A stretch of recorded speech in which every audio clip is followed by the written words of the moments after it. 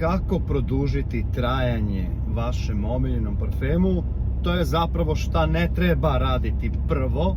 Tako da, dobrodošli u treću epizodu mini serijala Prskanje iz auta.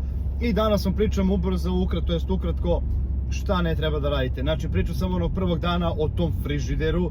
Zašto ne treba, mnogo je niska temperatura kada uzimate, vadite parfem, kada prskate, stalno oscilacijom temperature i da treba da se drži u frižideru, pa parfumerije bi imale one frižider kao u Maxiju, pa da se uzima. Drugo, nemojte da mažete one vazelinčine po vratu, pa da onda prskate parfem. Zašto? Zato što je ono puno svega i svačeg i apsolutno nije dobro jer uništava samu strukturu tog vašeg mirisa, to jest parfema, i nemate efekta uopšte. Tako da, u sledećem klipu idu top savjeti za produženje parfema, za duže trajanje parfema.